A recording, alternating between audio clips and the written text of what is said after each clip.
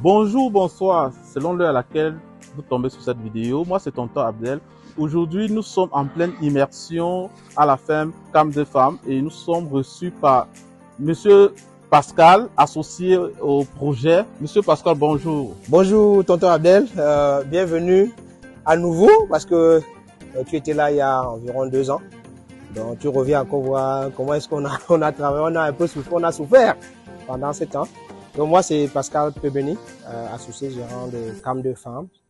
Camp des Femmes, c'est une entreprise agricole, agriculture et élevage basée à Bonnet-Poupa. Donc, vous êtes sur combien d'hectares? On est sur environ 50 hectares installés.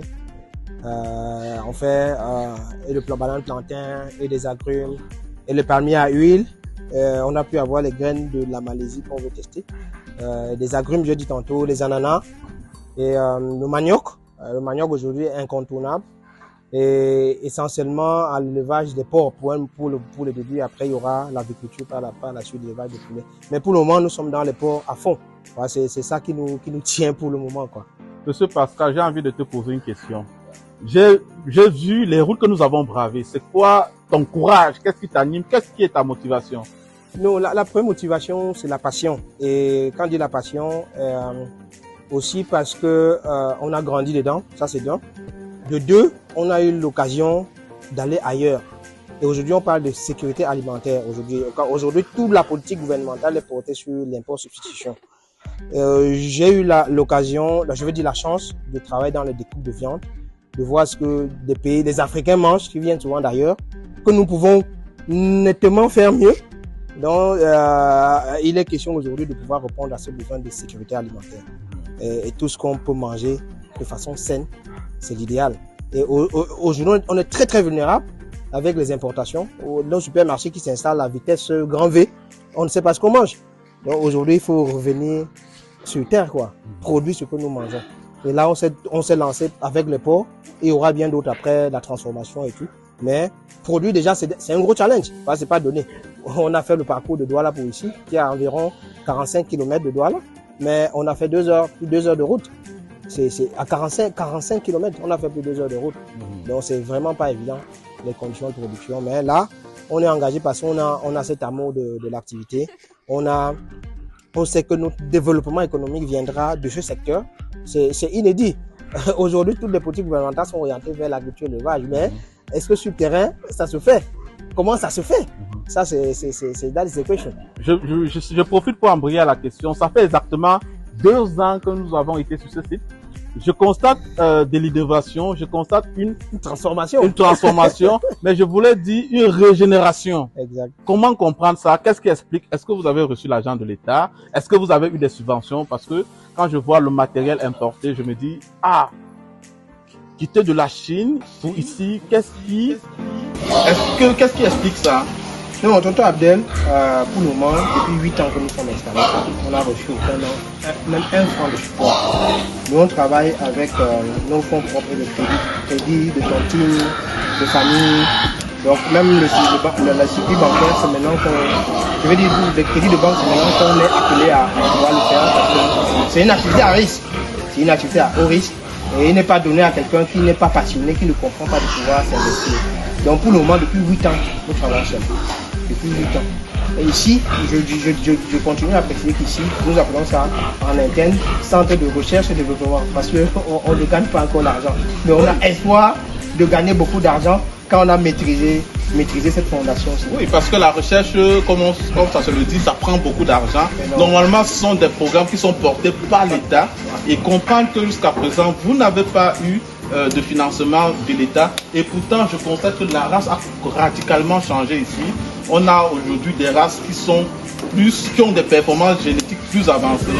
Comment comprendre ça? Non, comme je dis, pour la rentabilité même de l'activité, il faut innover, il faut se professionnaliser. Aujourd'hui, nous faisons de l'insémination artificielle.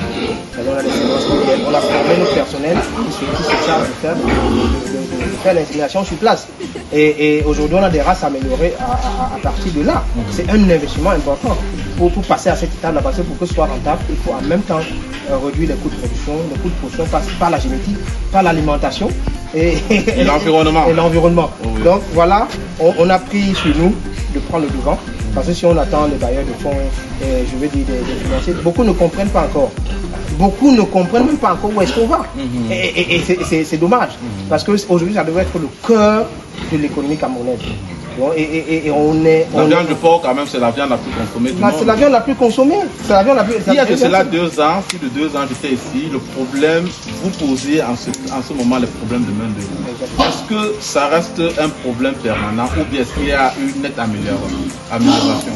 Ça reste un problème permanent et un enjeu majeur dans ce secteur. Heureusement, l'Institut Jardin d'Afrique, avec qui nous travaillons, est aujourd'hui un partenaire important dans la recherche de cette solution de main-d'œuvre. Heureusement, et ça ne peut passer que par des solutions pareilles. Donc aujourd'hui, c'est très compliqué. Nous avons reçu des ingénieurs ici, des techniciens supérieurs, mais je vous assure, c'est un peu compliqué. Déjà que nous sommes installés en pleine forêt équatoriale, les gens sont habitués à la ville, les tarifs pour s'habituer, c'est pas évident. Donc on a déjà un employé ou bien des stagiaires chez vous qui font 2-3 mois sur place. Là, on est sûr qu'on est en train de travailler quelque chose de fondamental, que les enfants puissent comprendre que c'est important et que c'est dans ces milieux-là qu'on peut produire. Donc on essaie au mieux que peut de ménager notre personnel, de les mettre à l'aise pour qu'ils soient délégués sur place, qu'ils apprennent à vivre en milieu rapaciné pour là qu'on peut produire. Non, donc pour finir, les solutions passent par des instituts comme l'Institut Jardin d'Afrique qui nous aide d'un apport considérable dans la recherche de main-d'œuvre de qualité dans nos Donc le problème reste majeur et c'est un problème sociétal. C'est un problème sociétal. Donc nous seuls, c'est pas évident. C'est un problème de société aujourd'hui au Cameroun. Oui, c'est vrai. Aujourd'hui, les enfants sont plus portés vers les métiers de l'influence. Quel est, quel est le projet que vous vendez à ces enfants? Est-ce juste un métier du transit chez vous ou bien c'est un métier de vie? Est-ce qu'on a vu dans le monde, on avait Huawei intéresser les employés au capital, ce qui a doublé la motivation? Est-ce qu'aujourd'hui, à Camp de Femmes, il y a des employés qui se voient demain comme des patrons de Camp de Femmes? Bien sûr. Je vais dire, avec une petite expérience, quand je dis au ménage au personnel, le conducteur de ce projet, qui est un jeune, qui n'a pas le niveau des ingénieurs, et qui, je pense aujourd'hui, que l'ingénieur peut lui parler, au vu de l'expérience, car nous sommes un centre de recherche de développement. Mais je veux dire, lui, c'est un cas d'exemple, parmi d'autres, où on arrive quand même à ménager, à créer des conditions qui lui permettent de se sentir, de s'approprier le projet. C'est pas pour nous seuls, c'est pour tout le monde. Et on le dit, si ça marche, lui il a vu parce qu'il y a des actions qui vont dans ce sens-là déjà, la réalisation des faits. Donc ce qu'on dit c'est que on arrive à faire passer le message puisque le projet c'est pour nous, c'est pas pour le promoteur, c'est pour nous tous, parce que tout le monde vit de là. Les familles, il y a tous ceux qui sont ici ont des familles qui vivent de ça. Et en termes de vision, à ce que ça se et en termes de vision, on partage. On sait là où tout le monde sait là où nous voulons aller. Donc chacun doit pouvoir mettre de sa patte pour que ça avance. Donc c'est pour nous tous, c'est pas pour moi seul. Ou bien pas nous qui avons été au devant du projet. Celui qui est là, c'est celui qui a initié, qui a travaillé pour le projet de part. Et un exemple de fidélité. Exact. Et aujourd'hui, c'est un exemple pour montrer aux jeunes que c'est possible. Il suffit juste d'être patient, de ne pas beaucoup courir. Ça arrive avec le temps. Vous comprenez? Ça arrive avec le temps. C'est ce que les jeunes doivent comprendre. La vie ne donne rien. Il n'y a rien en ville que des dépenses et puis des choses, des débauches et autres. Nous sommes actuellement en période rouge au Cameroun. Ça fait plus de 6 mois. Les semaines après semaine, les fermes tombent. J'ai envie de vous demander, c'est quoi votre secret? Depuis plus de 2 ans que je suis passé, et depuis que cette ferme a vu le jour, Dieu merci, et nous le souhaitons que ça soit pour longtemps. Il n'y a jamais eu une mauvaise expérience. La première des choses, Abdel, c'est notre positionnement. Vous comprenez le choix du site. Le choix du site. Ouais. Ça, c'est la base. Et aujourd'hui, beaucoup d'élevages se retrouvent en milieu urbain, avec tous les risques, les vecteurs que tu peux imaginer. Aujourd'hui, on est à pratiquement 45 km de la ville. Au-delà de ça, la position même, c'est-à-dire pour avoir accès, ce n'est pas donné. Ça nous coûte énormément en termes sur le plan logistique, mais ça c'est déjà c'est un investissement en termes de sécurité et biosécurité. Exactement, ça c'est exactement ça. Donc ça c'est déjà de deux, des mesures de biosécurité. Comme tu vois, là on est arrivé, il faut pratiquement se changer. La rigueur, la discipline, le petit livre et tout ce qui va avec. Les contrôles, l'accès pour aller à la ferme, il faut traverser beaucoup de barrières. pour arriver au niveau de la ferme. Donc là, ça doit être contrôlé. C'est les risques qu'il y en a toujours. Mais aujourd'hui, même dans le mouvement du personnel, on est obligé de contrôler, de se rassurer que les choses se passent comme on souhaite par rapport à notre protocole pour pouvoir éviter ce désastre. Tu parles de désastre, aujourd'hui, le cheptel national est décimé. Car non, on est dans un sinistre à n'en point dire. C'est compliqué. Ok, j'ai envie de te poser une dernière question. Est-ce que ça donne l'argent? Est-ce que l'élevage des porcs donne l'argent? Non. Dans la situation actuelle de l'élevage de porc Cameroun, ça donne pas l'argent. On vit sur l'espérance. On vit sur l'espérance parce qu'en faisant des C'est choquant ça. C'est très choquant. C'est très choquant parce qu'on vit avec cette brin d'espoir que ça va changer. Ça, dans toute la chaîne de valeur. Nous, on est à la production, il y a la distribution, il y a la transformation. Il faut que tout ça soit mis ensemble pour que l'éleveur tire son pour que tous les maillons s'en sortent. Exact. Donc aujourd'hui, on a encore beaucoup de difficultés en amont de la chaîne. Qu'il faut absolument, ce sera pas, l'éleveur a une grosse responsabilité, mais ce n'est pas à l'éleveur seul de pouvoir apporter cette solution.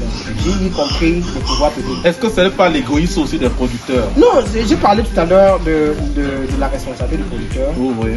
Aujourd'hui, combien de Camerounais arrivent à se mettre ensemble pour faire des solutions comme ça? Parce que ça, c'est une question personnelle. Comment comprendre que on a des producteurs comme vous qui ont des fermes qui pèsent plus de 300 millions et ils ont du mal à se mettre ensemble pour créer un point de vente qui coûte moins de 5 millions. C'est ça, c'est la difficulté, c'est le paradoxe camerounais. Donc on espère qu'avec le temps, on est également catalyseur avec d'autres petits producteurs. On espère quand même essayer de pouvoir faire quelque chose de différent. Avec l'expérience qu'on a eue ailleurs, on espère quand même qu'on va pouvoir faire quelque chose de différent et booster ce secteur. Ton message à la jeunesse et à tous ceux que vous inspirez, parce que quand on a un chemin merveilleux, forcément on inspire les gens.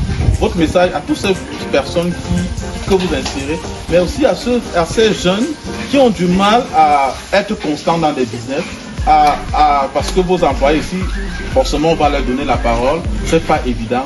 Quel est ce message d'espoir qui peut se dire aujourd'hui? Ça vaut le coup de continuer malgré toutes les difficultés. Oui, les jeunes doivent vous laisser la facilité. C'est très difficile. Les gens viendront faire à notre place. Donc, par moment, ils vont aller travailler chez des expatriés, ils vont devenir des simples employés. Or, ici, j'ai dit, ça donne la possibilité aux jeunes d'apprendre, de se faire une vie. Aujourd'hui, les étrangers vont s'installer et ils vont acheter ce qu'on produit, des gens produits pour eux. Donc, je dis c'est qu'il faut être patient et que les jeunes qui sont lancés dans la formation sachent exactement que l'avenir, c'est là. Ouais. L'avenir de notre pays passe par là. Donc, ils ont intérêt à être résilients et se concentrer, ne pas disperser pour pouvoir gagner du temps par la suite. Donc, c'est le chemin incontournable. La facilité, ça ne va jamais payer. Ça paye cash. Quand tu payes cash, c'est que tu te retrouves quand le temps est passé et tu ne sais plus où te mettre. Parce qu'en ville, ça consomme beaucoup. Or, ceux qui sont ici ont la possibilité, nos employeurs ont la possibilité d'épargner. Quand quelqu'un finit l'année, et moi je suis également exigeant en ce qui concerne mes employés, nos employés ici, tu dois me dire ce que tu fais de l'argent. Qu'est-ce que tu as fait? On a eu des gars qui sont sortis ici, ils ont fait les machines à écraser du manioc en ville et je dois voir. Je dois savoir que leur rémunération sert à développer leur cellule familiale, leur économie personnelle, leur économie familiale. Donc ça, moi je suis également, tu travailles ici, tu dois savoir de quoi, qu'est-ce que tu fais avec ton argent. C'est important.